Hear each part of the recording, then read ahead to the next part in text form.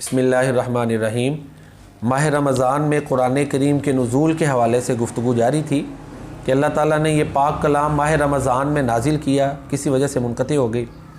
تو پھر مزید اللہ تعالیٰ سورۃ البقرہ کی ان آیات میں فرماتے ہیں کہ جو کوئی مریض یا بیمار ہے وہ اور دنوں میں روزہ رکھ لے، اگر خود نہیں رکھ سکتا، دائمی مریض ہے جو جیسے پچھلی آیات میں گزر چکا کہ وہ کسی اور کو روزہ رکھوا لے، نہیں تو پھر فدیہ جو ہے نا وہ دے دے۔ پہلے یہ ہے کہ خود روزہ رکھے، اگر کسی کا روزہ بیماری کی وجہ سے، سفر کی وجہ سے رہ گیا اور اس کو امید ہے کہ میں صحت مند ہو کے سفر کے بعد اور دنوں میں روزہ رکھ سکتا ہوں تو خود رکھے۔ اگر ایسا مریض ہے کہ جس کو پتہ ہے کہ میں صحت یاب ہو ہی نہیں سکتا تو پھر اس کی دو آپشنز ہیں، یا کوئی اور اس کی جگہ روزہ رکھ لے یا پھر فدیہ دے دے۔ تو اللہ تعالیٰ فرماتے ہیں وَلِتُكْمِلُوا الْعِدَّةَ وَلِتُكَبِّرُوا اللَّهَ عَلَى مَا هَدَاكُمْ وَلَعَلَّكُمْ تَشْكُرُونَ، کہ یہ روزہ تمہارے اوپر اس لیے فرض کیا گیا ہے تاکہ تم جو ہے نا اللہ کی بڑائی بیان کرو۔ اور مریض جو ہے وہ اگر رمضان میں روزہ نہیں رکھ سکتا اور دنوں میں روزہ رکھ کے تعداد پوری کر لے، مسافر بھی اور دنوں میں روزہ رکھ کے تعداد پوری کر لے، یہ وَلِتُكْمِلُوا الْعِدَّةَ تعداد کو پورا کر لے۔ اگر خود ممکن نہیں تو کسی اور کو روزہ رکھوا لے، نہیں تو پھر فدیہ دے دے۔ وَلِتُكَبِّرُوا اللَّهَ عَلَى مَا هَدَاكُمْ، ایک اور بڑا مقصد روزے کا کہ اللہ نے جب تمہیں ہدایت دی ہے تو پھر اس کی بڑائی بیان کرو۔ اللہ تعالیٰ پر احسان نہ جتاؤ کہ تم مسلمان ہوئے، تم نے اسلام کی سپورٹ کی، مسجد کو فنڈ دے دیا، مدرسے کے ساتھ تعاون کر دیا، اسلام کی مدد کر دی، تو اب احسان نہ جتاؤ، بلکہ اللہ کا تمہارے اوپر احسان ہے کہ جس نے تمہیں ہدایت دی۔ اگر وہ ہدایت نہ دے تو کوئی ہدایت حاصل نہیں کر سکتا۔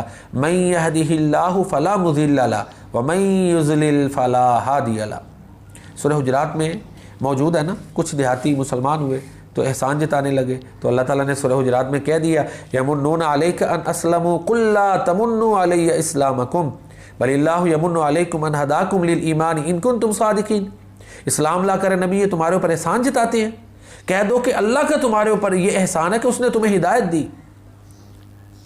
اگر وہ ہدایت نہ دیتا تو کسی کو بھی ہدایت نہ ملتی۔ تو یہاں پر بھی اللہ تعالیٰ یہی فرماتے ہیں وَلِتُكَبِّرُوا اللَّهَ عَلَى مَا هَدَاكُمْ، جب اللہ نے یہ اسلام جیسی نعمت تمہیں دے دی ہے تو اب اس کی بڑائی بیان کرو، وَلَعَلَّكُمْ تَشْكُرُونَ، اور اس کا شکر ادا کرو تاکہ اس کا شکریہ ادا کر سکو۔ روزے اس لیے فرض کیے گئے، انسانیت کے بس کی بات ہی نہیں تھی کہ ایسا ضابطہ قوانین، ایسا ضابطہ اخلاق بنا لے جو اللہ نے اپنے کلام میں اتارا ہے، اس کی کوئی مثل ہی لے یا قریب، انسانیت کے بس کی بات ہی نہیں تھی۔ انسانیت کے لیے سراپا رحمت یہ قرآن اللہ نے ماہ رمضان میں اتارا، اسلام دیا، اپنے نبی جناب محمد مصطفیٰ جو رحمت للعالمین ان کو مبعوث فرمایا، تو یہ اللہ کا انعام ہے، لہٰذا اس کا شکر ادا کرنا چاہیے۔ سورۃ العادیات میں اللہ تعالیٰ نے گھوڑوں کی قسمیں کھائی ہیں اور انسان کو احساس دلایا، دیکھو یہ جانور اپنے مالک کا کتنا شکر ادا کرتا ہے، وفادار ہے، تو انسان تو ان گنت نعمتیں کھا کے پھر بھی اپنے رب کا شکر ادا نہیں کرتا۔ والعادیات ضبحا فالموریات قدحا فالمغیرات صبحا فأثرن به نقعا فوسطن به جمعا ان الانسان لربه لکنود وانه على ذلك لشہید۔ ہانپ کر بھاگنے والے گھوڑوں کی قسم، سم مار کر چنگاریاں نکالنے والے گھوڑوں کی قسم، پھر جو ہے اس میں غبار اڑا کر غبار کے ساتھ جو ہے نا وہ دشمنوں کی صفوں میں داخل ہونے والے گھوڑوں کی قسم، بے شک انسان اپنے رب کا ناشکرہ ہے اور وہ اس پر گواہ ہے۔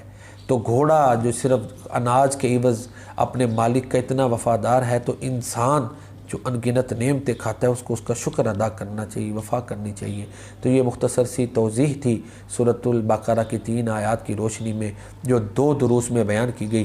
اللہ تعالی ہمیں قرآن کریم پڑھنے، سمجھنے، اس پر عمل کی توفیق عطا فرمائے۔ ماہ رمضان کے جو 3 بڑے مقاصد ان آیات میں بیان ہوئے ہیں، تقویٰ، اللہ کی بڑائی بیان کرنا اور شکر ادا کرنا، یہ تینوں مقاصد اللہ تعالی ہمیں اپنے اندر پیدا کرنے کی توفیق عطا فرمائے۔ وما علینا الا البلاغ المبین۔ السلام علیکم ورحمۃ اللہ۔